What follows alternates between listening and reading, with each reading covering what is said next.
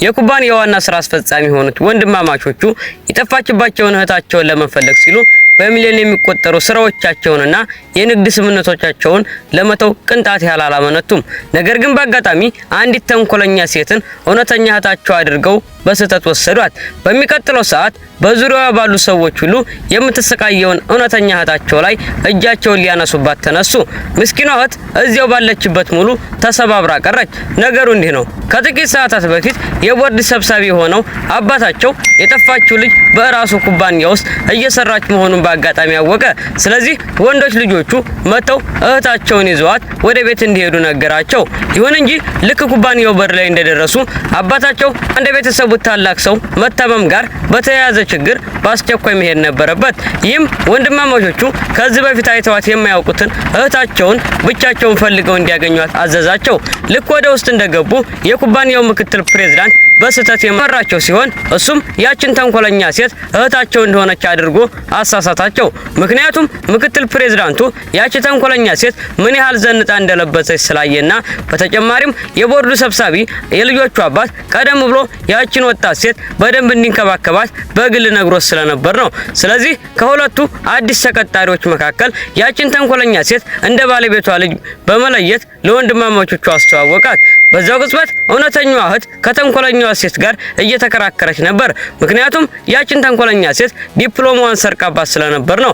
ነገር ግን ወንድማማቾቹ ያችን ተንኮለኛ ሴት የገዛ እህታቸው አድርገው ከተሳሳቱ በኋላ በእህታቸው መጥፋት ምክንያት በነበራቸው የጥፋተኝነት ስሜት ታውረው ምክንያቷን መጠየቅ ሙሉ በሙሉ በመተው ያችን ተንኮለኛ ሴት የተናገራቸውን ቃል ሁሉ አመኗት።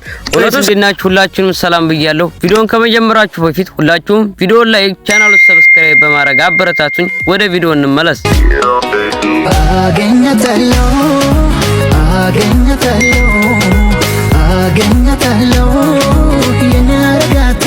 መኗት እውነቱን ሳይጠይቁ ወይም የሷን ወገን ሳይሰሙ ወዲያውኑ በራሷ ጥረትና ጠንካራ ስራዋን ያገኘችውን እውነተኛ እህታቸውን ከስራ አባረሯት። ለእህትየው ይሄ መጨረሻው መቋቋሚያዋ ነበር። ልታሳድገው የሚገባት የጉዲፈቻ ልጅ ስላላት ሙሉ በሙሉ ተስፋ ቆረጠች።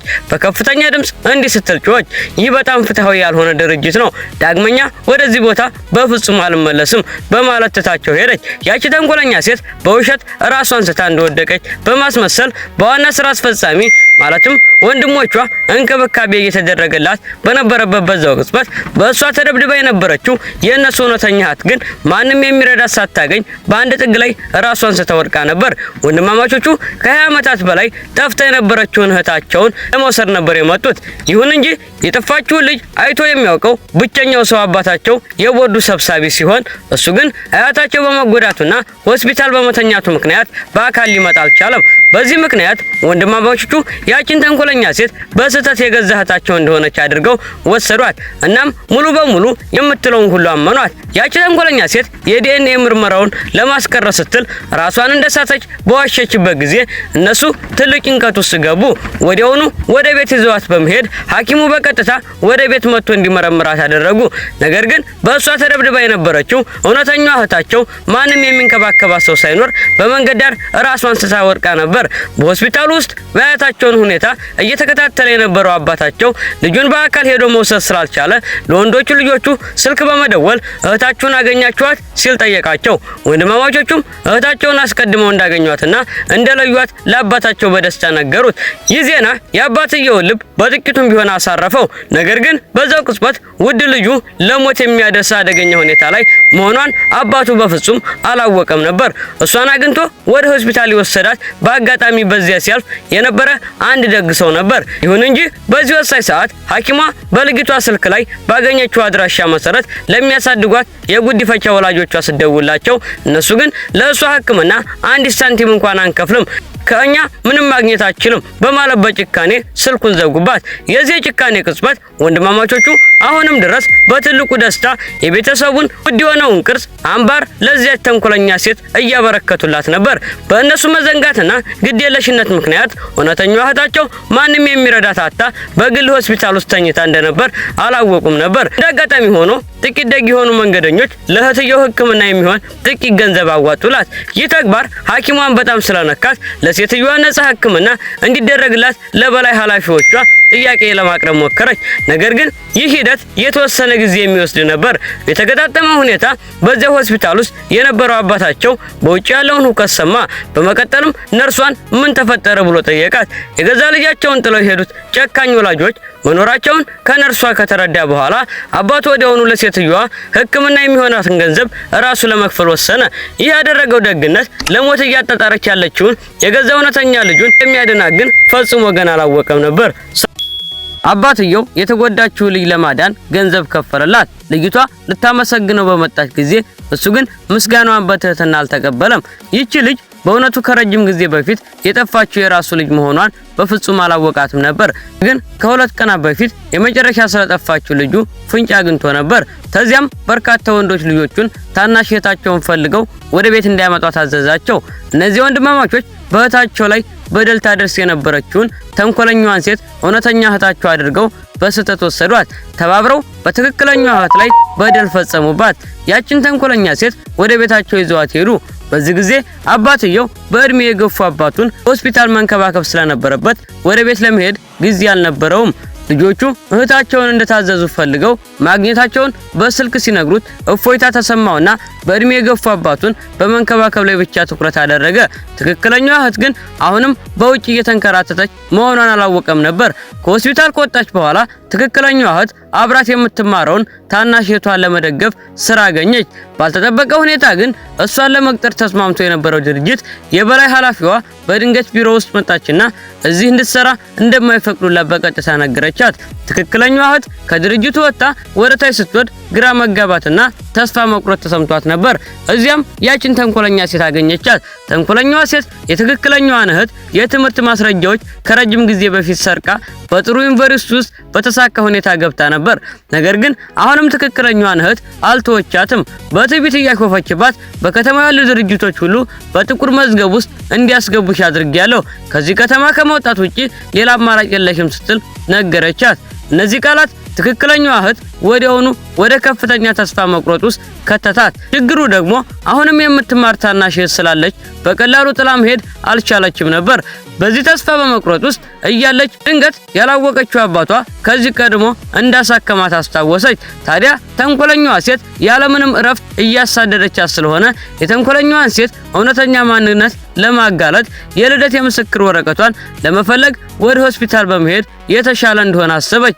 ሁለቱም በአንድ ቦታ የቤተሰብ ምዝገባ ስለነበራቸው በአንድ የቤተሰብ ምዝገባ ውስጥ ያለውን መረጃ እንድትፈትሽ የሚፈቅዱላት ተዛማጅ ሰነዶችን በአማካኝነት ማስረጃውን በፍጥነት አገኘች። ልክ በዚህ ወሳኝ ወቅት በእድሜ የገፉ አያታቸው ለመጠየቅ ወደ ሆስፒታል ከመጡት በርካታ የድርጅት ወንድማማቾች መካከል ከአንዱ ጋር ፊት ለፊት ተገናኘች። ስለዚህ ተንኮለኛዋን ሴት ማንነት ለማጋለጥ ማስረጃውን ወዲያውኑ እዚህ ላገኘችው ልጅ ለመስጠት ወሰነች። በዚህ ቅጽበት ተንኮለኛዋ ሴት ይህንን ነገር በአጋጣሚ ያየችው። ወዲያውኑም የፍርሃት መንቀጥቀጥ ተሰማት። አባትየው የተንኮለኛዋን ሴት እውነተኛ ማንነት አስመሳይነት እስካላጋለጠ ድረስ በርካቶቹ ልጆቹ የቤተሰባቸውን ውርስ የሆነውን ውድ የእጅ አምባር የሰጧት እህታቸው ሐሰተኛ መሆኗን አላስተዋሉም ነበር። አባትየው ለልጁ የቤት መመለሻ ግብዣ ዝግጅት ስጦታ ለማድረስ ወደ ራሱ የገበያ ማዕከል ሄደ። እዚያም በድንገት ተንኮለኛዋን ሴት አገኛት። ባለፉት ጥቂት ቀናት ውስጥ የተንኮለኛዋ ሴት ኩራት አብጦ ነበር። አንድ ሰው በፊቷ ላይ ለመቆም ሲደፍር ስታይ ሰውየውን በቀጥታ በመሳደብ ከመንገዷ ዞር እንዲል በትዕቢት ተናገረችው። በፊቷ የነበረው ይህ ሰው ማንነታቸውን የሰረቀችባቸው የቤተሰቡ ዋና አባት መሆኑን ፈጽሞ አላወቀችም ነበር። አባትየው የቤተሰቡ ውርስ የሆነውን የእጅ አምባር በዚህች እንግዳ ሴት እጅ ላይ መሆኑን ሲያይ ወዲያውኑ ከልጁ ጋር በድጋሚ አረጋገጠ። የእጅ አምባሩን ለአዲሷ እህታቸው ሰጥቷት እንደሆነ ጠየቀው። ልጁም አዎ የሚል ግልጽ ምላሽ መለሰለት። ልጅቱ ቀጥሎም እህቱን የዲኤንኤ ምርመራውን እንደገና እንድታደርግ ይዟት ሄዶ እንደነበር ነገረው። ነገር ግን ይህ የቅርብ ጊዜ የዲኤንኤ ምርመራ ሪፖርት በተንኮለኛዋ ሴት የተቀነባበረ መሆኑን ፈጽሞ ያውቁም ነበር። ይህ የእነሱ መዘናጋት ለተንኮለኛዋ ሴት በትክክለኛዋ እህታቸው ላይ ሌላ በደል ለማድረስ እድል ሰጣት። የዲኤንኤ ምርመራውን ሪፖርቱን ካቀናበረች በኋላ ተንኮለኛዋ ሴት አንድ እቅድ ነበራት። እሱም ትክክለኛዋን እህት አስወግዳ እሷ የትክክለኛዋን እህት ማንነት ሙሉ በሙሉ ማረጋገጥ እንደምትችል ለራሷ አሰበች። ትክክለኛዋ እህት የት እንደምትሰራ አወቀች። ከዚያም ሆን ብላ ወደ ስራ ቦታዋ በመሄድ በስራ ቦታዋ ላይ ነገሮችን አስቸጋሪ ያደረገችባት። በመጀመሪያ ጫማ እንድታለብሳት ጠየቀቻት። ነገር ግን ጫማውን የምታለብስበት ጊዜ በጣም እንደጎዳቻት አስመስላችኋች። ከዚያም ሆን ብላ በትክክለኛዋ እህት ላይ ውሃ ፈሰሰችባት። በውሃው እንዳቃጠለቻትም በሐሰት ወቀሰቻት። ሌላው ቀርቶ በምድር ላይ ያለውን የውሃ ድፍ በምላሷ እንድልስ አስገደደቻት። ይህ አልበቃ ብሏት ምክትል ፕሬዝዳንቱን እርምጃ እንዲወስድባት ነገረችው። ምንም አይነት መደገፊያ የሌላትን ትክክለኛዋን እህት ኢላማ እንዲያደርጉ በከተማ ውስጥ ላሉ ድርጅቶች ሁሉ እንዲያሳውቅ አደረገች። ይሁን እንጂ በቤት መመለሻው ግብዣው ቀን ተንኮለኛዋ ሴት ቀደም ሲል የሰደበችውን ሰው አየችው። በግብዣው አዳራሽ ውስጥ ስታየው ወዲያውኑ ደነገጠች። ሰውየው በእጁ ወላጅነት ማረጋገጫ ሪፖርት ይዞ ይመጣል ብላ ፈጽሞ አልገመተችም። ይህ ሪፖርት በአባትየው የተዘጋጀ ነበር። ለጸሐፊውም ይህን ሪፖርት ለትክክለኛዋ ልጅ እንዲያደርግላት ቀደም ብሎ ትዕዛዝ ሰጥቶት ነበር። ነገር ግን በዚህ ሰዓት ትክክለኛዋ ልጁ ቀድሞውኑ ልቧ ተሰብሯል። እሷ የድርጅት ወንድሞች የስጋ እህት ብትሆንም የተንኮለኛዋ ሴት ተደጋጋሚ በደል ልቧን ሰብሮታል። በልቧ ይህችን ከተማ ለዘላለም ጥላ ለመሄድ ወሰነች። አባትየው እውነተኛውን የሱን አባትነት እና የልጁን ምርመራ እስከወጣ ድረስ ወንድማማቾቹ በጣም ተናደው ተንኮለኛዋን ሴት እዚያው ቦታ ላይ ያስያዟት። ያን ጊዜ ነው የተረዱት ይህንን ሁሉ ጊዜ ሲያንገላቷት የነበረችው ሴት ትክክለኛ የስጋ እህታቸው መሆኗን። ከአባትነት ምርመራው በፊት ተንኮለኛዋ ሴት ለእናቷ ከውሸት እንድታመልጥበት አንድ ነገር እንድረዳ ጠይቃ ነበር። እናትየዋም ሆን ብላ የትክክለኛዋ ልጅ ጸጉር ናሙና በተንኮለኛዋ ሴት ናሙና ቀየረችው። ወንድማማቾቹ በስህተት አስመሳዩን ሴት እህታቸው አድርገው ሊወስዳት የቻሉት በዚህ ምክንያት ነበር። ቆየት ብሎ ትክክለኛዋ ልጅ ለወንድማማቾቹ በማስረዳት በሞከረ ጊዜ ተንኮለኛዋ ሴት ግን ራሷን ሌላ ወላጆች እንዳሏት አስመሰለች። ከዚያም ከወንድማማቾቹ አንደኛው እሷን መምታት ብቻ ሳይሆን መጀመሪያውኑ እነሱን በእህታቸው ላይ ልታስቆጣቸው በመሞከሯ ይቅርታ እንድትጠይቅ ይጮህባት ጀመር። ተቦታውም እንድትሄድ ዳግመኛም እንዳትመለስ አስጠነቀቃት። ወንድማማቾቹ ባለማወቅ ሲደበድቧት የነበረችው ልጅ ይህን ሁሉ ዓመታት ሲናፍቋት የነበረችው ታናሽ እህታቸው መሆኗን አወቁ። ተንኮለኛዋ ሴት የትክክለኛዋን እህት ማዕረግ እንዳረጋገጠች ወዲያውኑ ለወለዷት ወላጆቿ ደወለች። እዚያ ቦታ ላይ ከእነሱ ጋር ያላትን ግንኙነት አቋረጠች። 30 ሚሊዮን በላይ የአሜሪካ ዶላር አስረከበች እና ዳግመኛ እንዳያገኟት ነገረቻቸው። እንደ ድል ሆኖ አባትየው ትክክለኛዋን እህት ከዚህ በፊት አግኝቷት ነበር። የሆነ ችግር እንዳለ ከተሰማው በኋላ ጸሐፊውን በአስቸኳይ እንዲፈልግ ነገረው። ትክክለኛዋን እህት በሰላም የመለሷት በዚህ መንገድ ነበር። ነገር ግን ያኔም ቢሆን እስር ቤት የነበረችው ተንኮለኛዋ ሴት ችግር መፍጠሯን አላቆመችም ነበር። ለወለዷት ወላጆቿ ደወለችና መጥፎ እቅድ በመጠቀም ትክክለኛዋ ልጅ እንደ ማስፈራሪያ እግት በማድረግ ቤተሰቦቿ ከእስር እንዲያስፈቷት ለመነቻቸው። ትክክለኛዋ እህት በመጨረሻ ከቤተሰቦቿ ጋር በተቀላቀለችበት ወቅት የቤተሰቡ ፍቅር ገና በቅጡ መሰማት ከመጀመሩ በፊት ተንኮለኛዋ ሴት እና ቡድኗ ትልቅ አደጋ ይዘው መጡ። በመጨረሻም ትክክለኛዋ ልጅ ከከተማ ልትወጣ ስትል አገኟት። ነገር ግን አባትየው አባቷ መሆኑን ነግሯት እና የአባትነት ምርመራውን ውጤቱን ሲያሳያት ትክክለኛዋ ልጅ በወቅቱ ሴራ ስትጠነስስ የነበረችው ትክክለኛዋ ሴት እህታቸው መስላ በመቅረብ ወንድሞቿ ለእሱ ያሳዩት የነበረው መጥፎ አያያዝና ድብደባ ስላሳዘናት ይህንን የቤተሰብ ግንኙነት ምንም አልወደደችውም። ነገር ግን በአባቷ አይኖች ውስጥ ያለውን ፍቅርና ከእሷ ጋር የሚመሳሰል የእናቷን ፎቶግራፍ ስታይ ለጊዜው የዚህ ቤተሰብ አካል ለመሆን ትወስናለች። ከጥቂት ጊዜ በኋላ አባቷ ወንድሞቿና አያቷ በጣም ውድ የሆኑ ስጦታዎችን ሰጧት። ሆኖም ይህንን የቤተሰብ ግንኙነት ስታስበው ወንድሞቿ ቀደም ሲል ይበድሏት የነበረበት ትዝታ አልወጣላትም ነበር። በአጋጣሚ በዚያው ምሽት በመንገድ ዳር ቆማ ስለ ቤተሰቡ ግንኙነት እያሰላሰለችና ስልክ እያወራች እያለ የሴራዋ መሪ የነበሩት ሰዎች በድንገት መጥተው እሷን ይዘዋት ሄዱ። የተጠነሰሰው ሴራ ከመጀመሪያ እህታቸው መስላ የቀረበችው ተንኮለኛዋ ሴት በስውር 30 ሚሊዮን ዶላር ለወላጆቿ አዛውራ ነበር።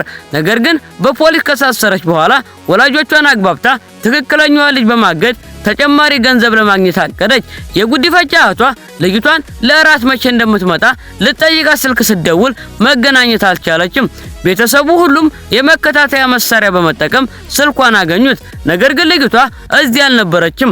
ተንኮለኛዋ ሴትና ወላጆቿ ወደ አንድ አሮጌ ህንጻ ወስደዋት ነበር። ወላጆቿ ከመድረሳቸው በፊት ተንኮለኛዋ ሴት በኃይል በዱላ መታቻት። ያ በትር ቀላል ሳይሆን ለመግደል የሚያበቃ ነበር። ይባስ ብላ ልጅቷን ለመውጋት ቢላዋውን አነሳች። ወንድምየው እህቱ ፊት ለመቆም አላመነታም። ተንኮለኛዋ ሴት በአንድ ወቅት እጅግ አምኖባት የነበረው ወንድሟ በአሰቃቂ ጥላቻ ሲያት ተመለከተች። ወዲያውኑ የጸጸት እንባ ፈሰሰች። ተንኮለኛዋ ሴት ማንነቷ ከአባትየው ከተጋለጠ በኋላ ወደ እስር ቤት እንደተላከች ታወቀ። ነገር ግን ቀደም ሲል ምንም አይነት ከባድ ወንጀል ድርጊት ስላልፈጸመች በወላጆቿ ዋስ ተፈታች። ይሁን እንጂ የቤተሰቡ የበኩር ልጅነቷን ማንነት አጣች። በኋላ እጅግ በጣም በመቅናት የመጨረሻ የሞት ሽረት ሙከራ አደረገች።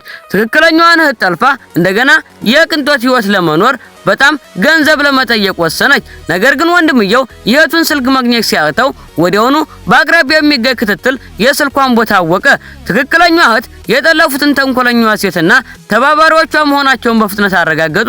ከዚያም የተንኮለኛዋ ሴት ቡድን ገንዘብ ለመጠየቅ ለአባቷ ሲደውሉ በሚቀጥለው ሰከንድ የአባቷ ድምጽ ስልኩም ከቅርብ አካባቢያቸው ከሰማ በክትትል አማካኝነት ሰዎቹ ትክክለኛዋ ልጃቸውን የታሰረችበት ያረጀ ህንጻ በፍጥነት ዘጉት።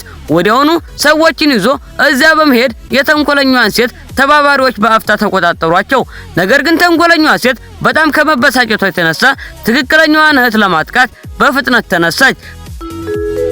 በመጨረሻ ትክክለኛዋ እህት በስኬት ወደ ቤተሰቧ ተመለሰች። ከዚያም የጠፉ ሰዎችን መፈላለጊያ በጎ አድራጎት ድርጅት ውስጥ በመቀላቀል መስራት ጀመረች። ታሪኩም በጥሩ ፍጻሜ ተጠናቀቀ። ቪዲዮ ከተመቻችሁ ላይክ እና ሰብስክራይብ ማድረጋችሁ እንዳትረሱ። በሌላ ቪዲዮ እስከምንገናኝ መልካም ቆይታ። ይመቻችሁ።